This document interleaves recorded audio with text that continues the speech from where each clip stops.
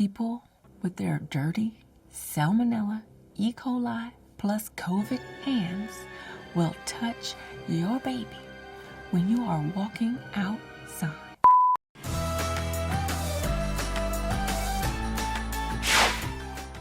Hello everyone, my Korean skincare routine is back on sale from November 21st to December the 21st. Make sure you get enough because we're not going to be selling it again until next year in May.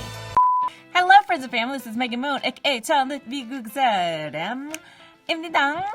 And you guys know that I have two very beautiful twin babies. The babies now are 6 months old, and I'm having a blast being a mom to two babies. However, it can be very difficult.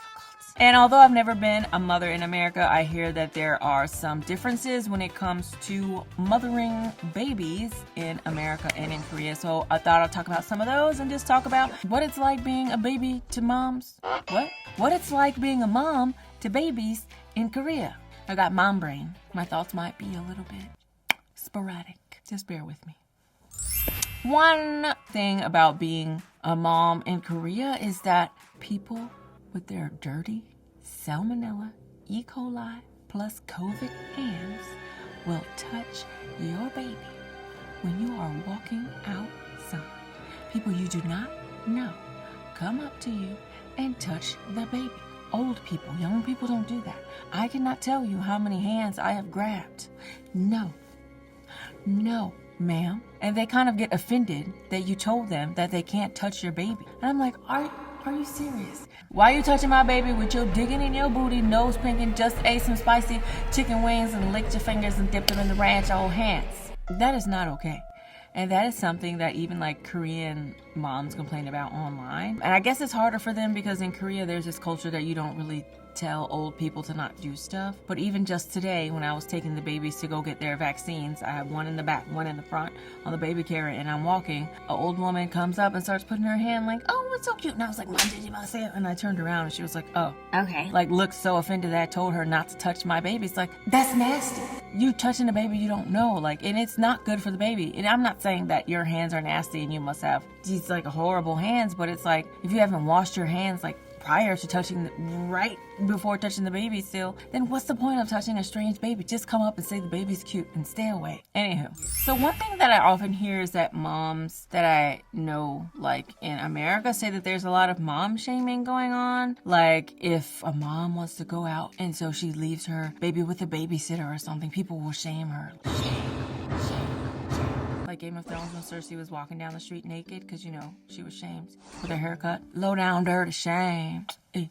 Like they'll shame you in America for like, let's say you want to go on a night out, so you leave your baby with a babysitter or something. People will like shame you for like not being with your baby 24/7 and stuff. But I appreciate that they don't do that in Korea. They actually encourage you to do stuff. Like they're like, hey, you should leave your baby with your mom-in-law or the grandparents and just go out, you know, and enjoy yourself. Apparently, a lot of Korean parents will leave their like babies and children with their grandparents and like do a lot of stuff and go out on the weekend and stuff. So I kind of like that they encourage you to get back to your old life and to go out and do things. And grandparents are very active like in their life. Like I remember when they were still newborns, me and Moon wanted to go out for some reason, and so we went out all day and they took care of the babies. The only thing in Korea that they kind of do that for, I feel like, is for the gym. If you're like at the gym every day and you're like getting your body back fit, people kind of give you the side eye like, you're here at the gym like that every day. But it's not as extreme, I guess, as what it is in America. I hear that in America, like, or I've seen posts where like a woman had a baby and had abs again, like shortly after, and people are like, oh my God, you're neglecting your baby because you're in the gym for 3 hours a day and all this kind of stuff. And I'm just like, wow, people are pretty brutal. But I haven't gotten that in Korea. And I don't know if it's because I'm a foreigner or not, because I'll tell you something. When you're a foreigner in Korea, Korean people have no expectations of you. But when you're a Korean, they have this like societal pressure, but when you're a foreigner, they have none of that. So they just let a lot of things slide and they don't bother you a lot. Now, when the kids are older and they start school, there's a shit ton of pressure apparently, like to get your kids into like the best hagwons, which are the private institutions, and your kid has to be like top of their class, and like you have to go and participate at school stuff.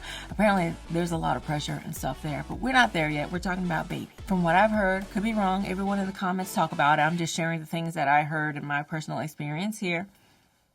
Hello everyone, my Korean skincare routine is back on sale from November 21st to December the 21st. So I have actually been using this set for years, and the set consists of my favorite green tea enzymatic powder wash. It's low pH, it contains papaya enzymes and green tea, and it is excellent at clearing the impurities from your blackheads. It greatly improves the appearance of your pores, and it leaves you with nice and smooth and bright skin. And green tea is a great antioxidant, so it also helps with anti-aging, and it's also anti-inflammatory. Next, we have the rice toner, which is made from rice extract. It creates a protective barrier over the skin to prevent water loss. It's also really great for eliminating dead skin cells, which means it helps to add luster to the skin. Next, we have the freshly juiced vitamin C drops, and vitamin C is excellent for the skin. I've said this 1,000 times. It's literally the only thing I make sure I use every single day. Like if I'm like half dead, just got home late, been working all day or doing whatever, and I just managed to wash my face, I will always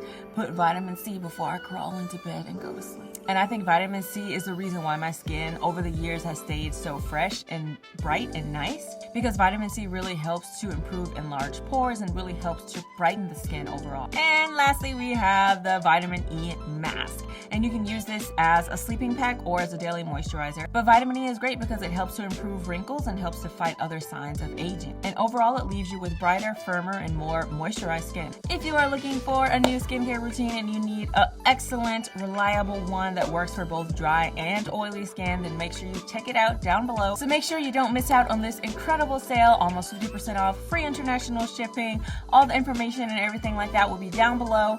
Don't miss out, because we will not be offering it again until next year in May. Especially in the first few months postpartum, people think in Korea that you need to really heal the body well and rest and relax, because if you don't, later on down the line, you're going to have lots of health problems and stuff like that. So when babies are born in Korea, they don't really pay attention and care about the baby. I mean, they don't neglect the baby. But right after birth, it's all about the mom and taking care of the mom and postpartum care and taking care of yourself. And you're not allowed to lift a finger or do anything. There are even special places called 산후 조리원. And at the 조리원s, it's all about just the mom and taking care of the mom and giving her postpartum massages and everything, feeding her, nourishing her body, etc. And they really try and take all the responsibility of taking care of the newborn away from you. They don't think you should be doing any cleaning of your house. So if you have a good mother-in-law, she'll come and do that for you. If you don't want to go to the 산후 조리원, which is the postpartum care facility, then there are services you can call to your house that'll come take care of you. And the government pays for those, the ones that come to your house. It's nice because you always have a horde of people taking care of you. And literally in the first few weeks after birth, if you don't want to lift a finger taking care of your baby, you literally don't have to. At the postpartum care facilities, they literally will take care of your baby 24/7 if that's what you want. The only thing about that is that it really makes breastfeeding suffer. And I think in the world, Korea is like lowest in terms of like breastfeeding. And I think it's because of this system.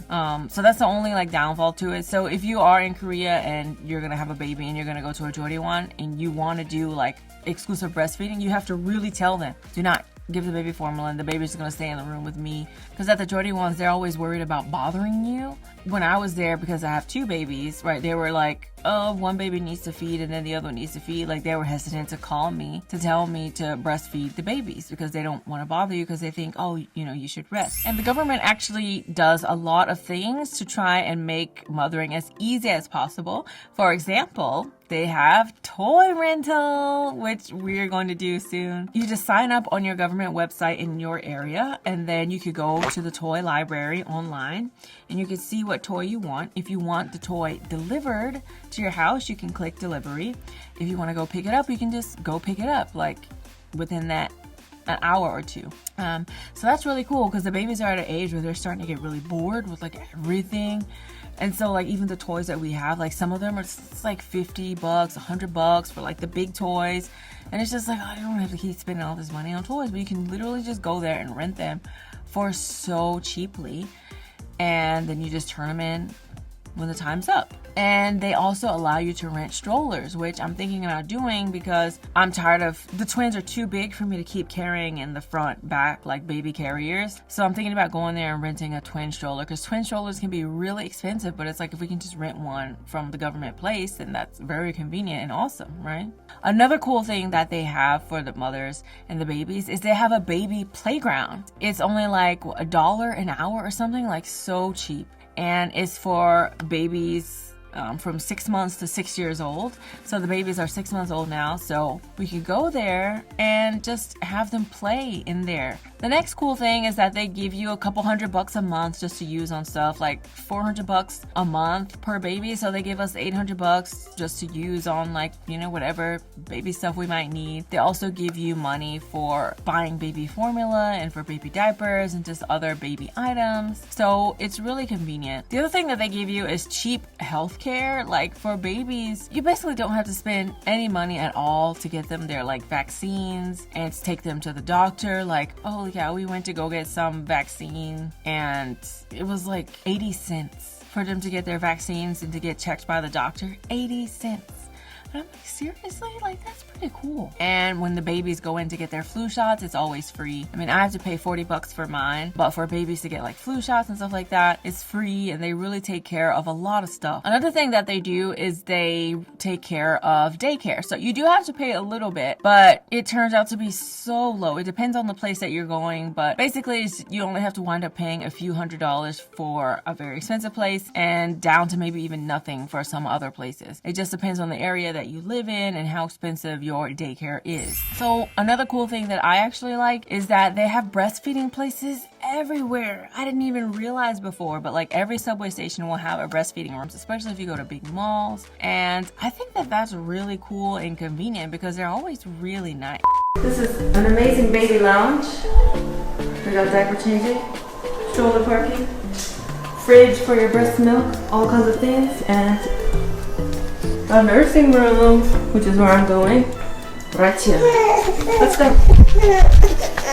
I know you're hungry. Let's go. So you never really have to worry about where to go to breastfeed. You could even just go to the subway station, go to the information desk and say, hey, where's a breastfeeding room? And there's always some sort of lounge or area that they have designated so you can stop and breastfeed your baby. So those are all the things that I can think of right now. If you have any specific questions, feel free to ask me down below. Thank you so much for watching this video. If you like this video and you'd like to see more videos, please subscribe to my YouTube page, which is down below. Don't forget to follow me on Instagram, Twitter, now Snapchat, because I don't use that no more. Like me on Facebook, and I will see ya.